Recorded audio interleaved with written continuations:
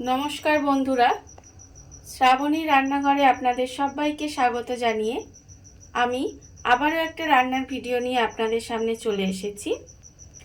আজকের আমি আপনাদের সয়াবিনের একটা রেসিপি বানিয়ে দেখাবো, একটু অন্যরকমভাবে। এটা আমার নিজের মতো করে আমি বানাবো, আশা করি আপনাদের ভালো লাগবে। তার জন্য কিন্তু আপনাদের পুরো ভিডিওটা দেখতে হবে। তাহলে চলুন এই সয়াবিনটা আমি কিভাবে রান্না করি আপনারা একবার দেখে নিন। সয়াবিনের এই রেসিপিটা বানানোর জন্য প্রথমে গ্যাসটা অন করে কড়া বসিয়ে দিয়েছি। এইবারে আমি দেব জল। কড়ার মধ্যে আমি জল দিয়ে দিলাম। এইবারে আমি এর মধ্যে দেব সয়াবিনগুলো আমি জলের মধ্যে দিয়ে একটু সেদ্ধ করে নেব। খুব বেশি কিন্তু সেদ্ধ করব না, অল্প একটু ফুটে উঠলেই কিন্তু আমি সয়াবিনগুলো নামিয়ে নেব। সয়াবিনটা আমার সেদ্ধ হয়ে গেছে। আমি আগেই বলেছি যে সয়াবিনটা কিন্তু খুব বেশি সেদ্ধ করব না, জলটা ফুটে উঠলেই কিন্তু সয়াবিনটা সেদ্ধ হয়ে যাবে। আর এটাকে কিন্তু এবার নামিয়ে রাখতে হবে, জলটা ঝরিয়ে নামিয়ে সয়াবিনটাকে আমাকে প্রথমে ঠান্ডা করে নিতে হবে। সয়াবিনটাকে আমি তুলে ঠান্ডা করে রেখে দিয়েছি। এইবারে আমি প্রথমে সয়াবিনটা নিয়ে নেব। সয়াবিনটা নিয়ে আমি এরকম একটা বাটির মধ্যে প্রথমে সয়াবিনটা দিয়ে দিলাম। দিয়ে এইবারে প্রথমে ওর মধ্যে দেব আমি একটা ডিম ফাটিয়ে এর মধ্যে দিয়ে দিলাম। এইবারে আমি এর মধ্যে দেব নুন, অল্প সামান্য একটু নুন দিলাম। আর দেব অল্প একটু হলুদ গুঁড়ো। আর আমি দেব এর মধ্যে অল্প সামান্য একটু লঙ্কার গুঁড়ো। আর এখানে দেব কর্নফ্লাওয়ার, এখানে প্রায় 2 চামচের মতো কর্নফ্লাওয়ার দিলাম। দিয়ে এবারে এটাকে খুব ভালোভাবে প্রথমে মাখিয়ে নেব। সয়াবিনের মধ্যে সমস্ত মশলাগুলো যে দিলাম সেগুলো ভালোভাবে মাখিয়ে নিয়েছি। এইবারে এটাকে আলাদা করে সরিয়ে আমি ঢাকা দিয়ে রেখে দেব। আর অন্যদিকে আবারও আমি গ্যাসটা অন করে নেব।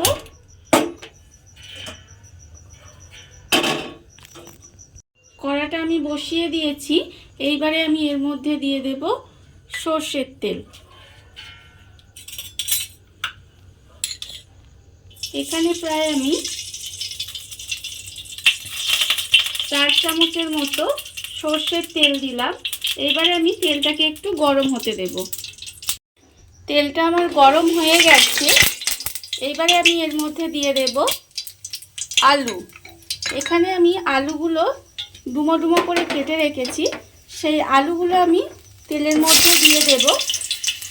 দিয়ে আলুগুলো আমাকে একটু লাল করে ভেজে নিতে হবে। প্রথমে আলুগুলো আমার লাল করে ভাজা হয়ে গেছে। এইবারে আমি আলুগুলোকে তেল থেকে তুলে রেখে দেব।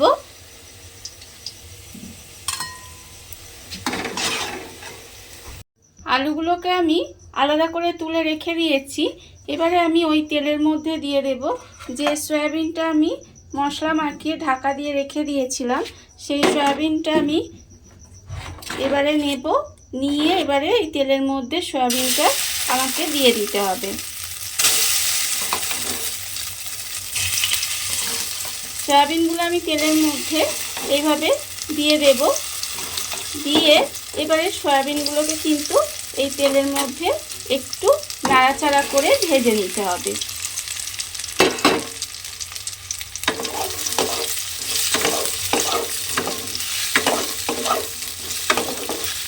সয়াবিনগুলো আমি তেলের মধ্যে দিয়ে একটু হালকা করে ভেজে নেব। তেলের মধ্যে সয়াবিনগুলো দিয়ে হালকা করে একটু ভেজে নিয়েছি। এইবারে আমি এই সয়াবিনগুলোকে আলাদা করে তুলে রেখে দেব।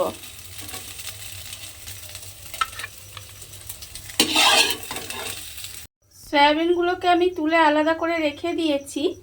আর আবারও কড়ার মধ্যে দিয়ে দেব আমি প্রথমে সর্ষের তেল। এখানে আমি প্রায় 3 চামচ মতো সর্ষের তেল দিলাম। আর আমি দেব হাফ চামচ মতো ঘি। এবার এই তেল আর ঘিটাকে একটু প্রথমে গরম হতে দিই। তেল আর ঘিয়ের মিশ্রণটা আমার গরম হয়ে গেছে। এবারে আমি এর মধ্যে দেব একটা তেজপাতা আর দেব একটু গোটা গরম মশলা দিয়ে আমি একটু নাড়াচাড়া করে ভাজা ভাজা মতো করে নেব। আর আমি দেব এর মধ্যে অল্প একটু গোটা জিরে দিয়ে মশলাটা একটু নেড়ে চেড়ে ভাজা মতো করে নিলাম।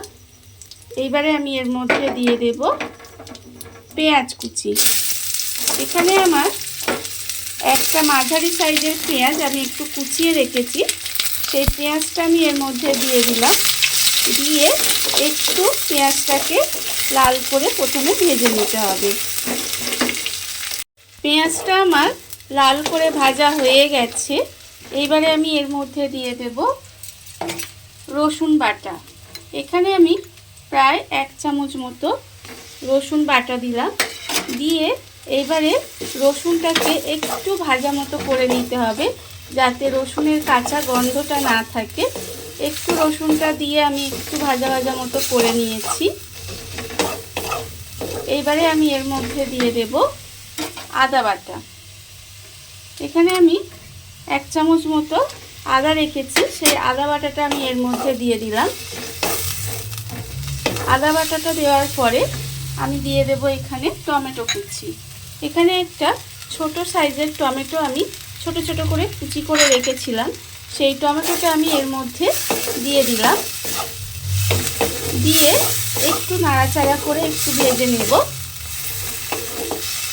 তারপরে আমি এর মধ্যে দিয়ে দেব নুন।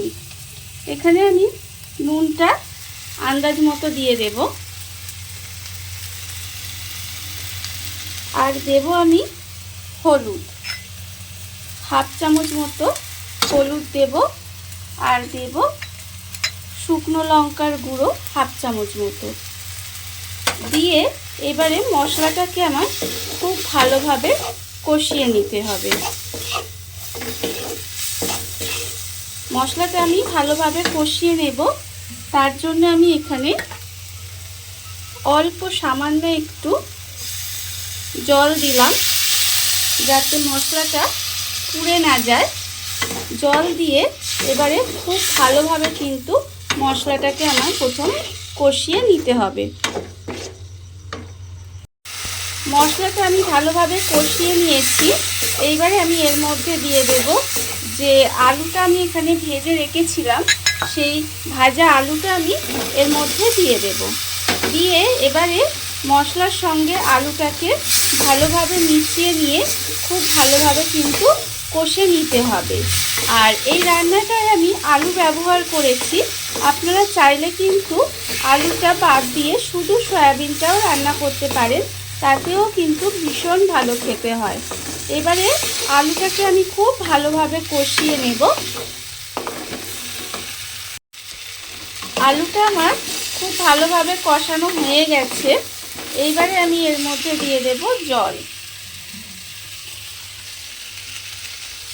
এর মধ্যে আমি জল দিয়ে দিলাম।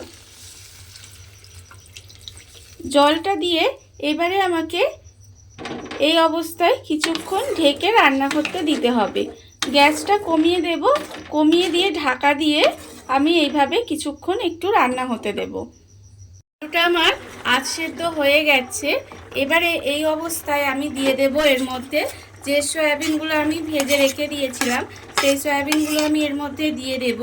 দিয়ে এটা আমি ভালোভাবে মিশিয়ে আবারও গ্যাসটা কমিয়ে কিছুক্ষণ ঢাকা দিয়ে রান্না হতে দিতে হবে, যতক্ষণ না পর্যন্ত আলুটা খুব ভালোভাবে সেদ্ধ হয়ে যায়।